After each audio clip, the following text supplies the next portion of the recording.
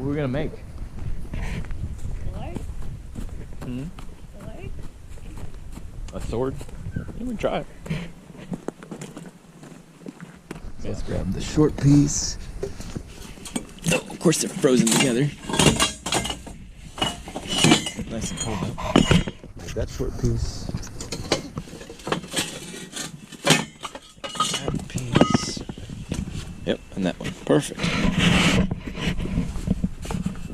Something like this, but we'll cut it down to where it's much smaller. And, you know, fit in your hand. Or, you know what else we can make? What? We can make a cross for Momo. Maybe we should start with that, because we can get some rolled iron, and then we could actually make you a sword. But if we make a sword, you cannot swing it at people. It really will hurt them. It won't be like the plastic one. Right. This blade rotates this way, so it is not going to throw anything at us. Okay. But everything that it cuts off is hitting that deflector, and it can come towards us a little bit. That's why we're wearing glasses. You're going to do it. So to turn it on, keep your fingers on here. You can stand up and go. This is your trigger right here.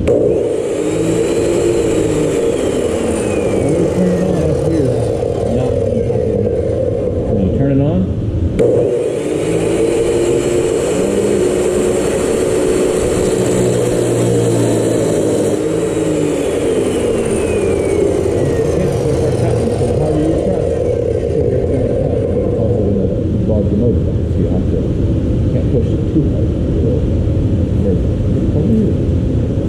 I'm only standing over here so you can stand over there. So stand right here, and then you're gonna start it and you're gonna bring it down.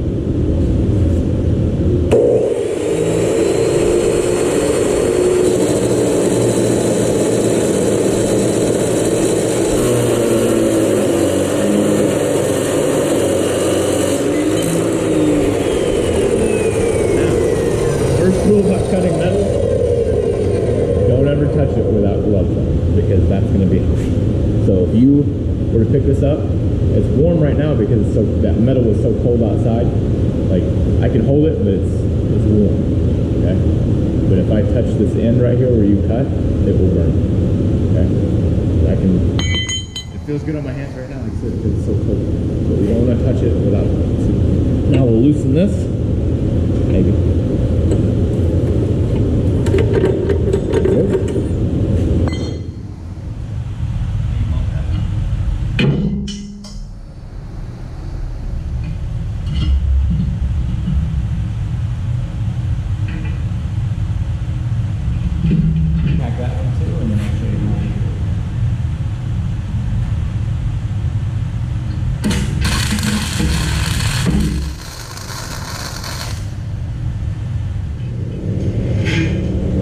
Sitting here like this, I am super stable because I have my feet planted, my butt's planted.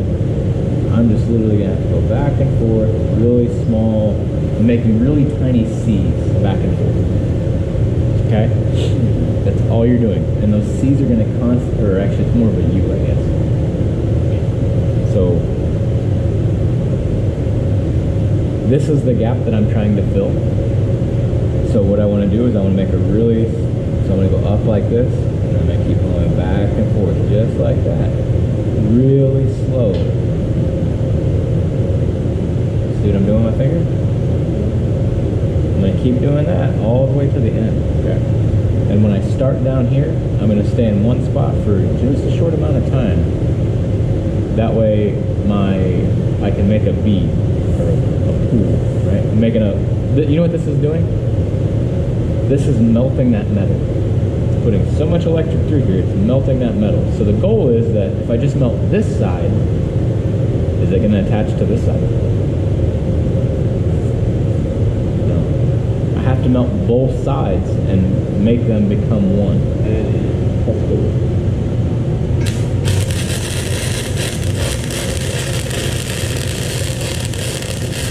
Now stop making our teeth. Real slow and steady.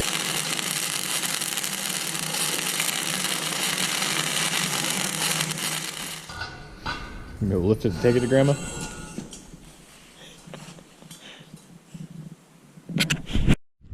So this morning you see that things are a little different here with Spirit and how we're gonna push the animals and control the animals. We're gonna try to start teaching her to hold on command. The reason we have her, or a lead on her, is so that if she's not acting the way she should, we can pull her back, or we can control her, not just with words, but also with physical action if we need to. Remember, this is her first attempt at holding all of them back. She has went out in the pasture before without, you know, my wife or I controlling her. She just went out there and she was putting them in circles and holding them there, but she wasn't doing it on command. So we want to focus that energy where she does it on command. Hold them. No, hold them.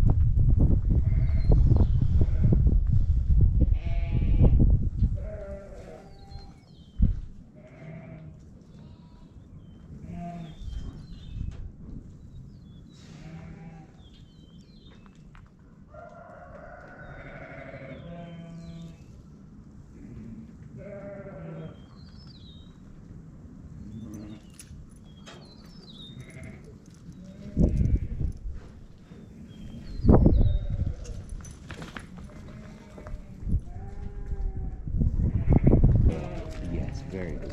Hold them. Good girl. Good. Good girl.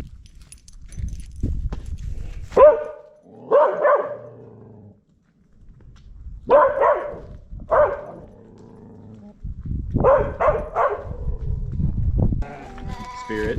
No. Spirit. Come here. Hey. Come here. Yes. You're gonna sit right here and you're gonna hold them. Do not let them in. Just hold them. Okay? Good girl.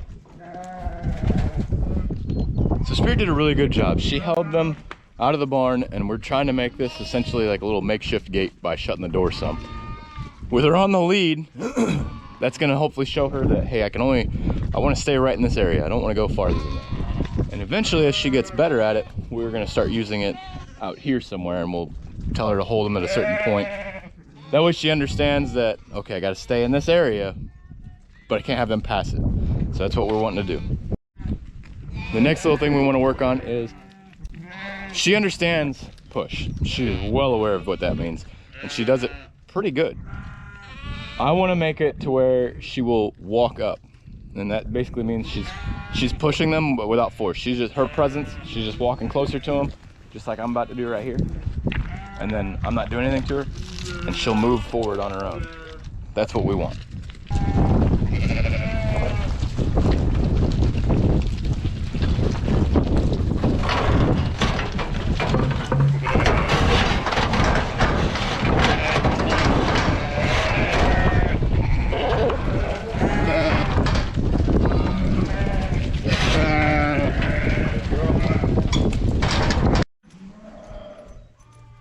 Walk up did not go well, but it didn't go that well either because the sheep were just moving as soon as she got near them.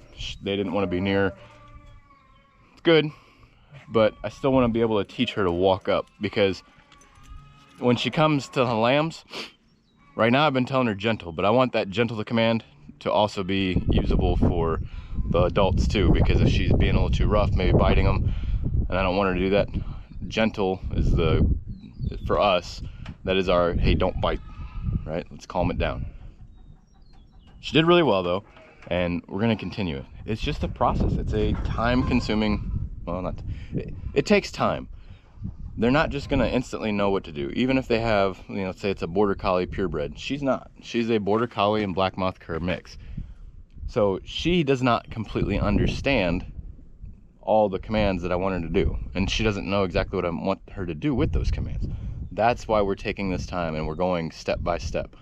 Push was the biggest one, because in here, it's simple for me to tell her push. She can push them all in. She knows exactly what I want her to do.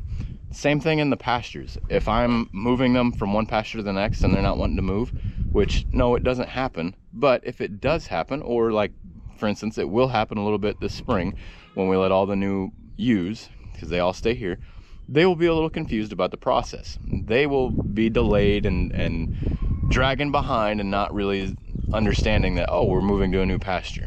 And that's where she's going to come in and be very helpful as far as moving them. But when they're in the pasture, for the most part, they just move on their own. They know when we come to the gate that, hey, 5 days is up, it's time to go to the next pasture. They've got it down probably to a science, almost like clockwork for them. But like I said, with adding new ones that don't understand that concept, that haven't been to the pasture yet, it will become a little bit more difficult. And as the years go on and the flock gets larger and we continue to do that, it will get more and more cumbersome, because, you know, going to catch 20 or 30 lambs and push them in the right direction, not exactly terrible. Going to catch 200 or 300, that's where it becomes a real headache. All right, moving on.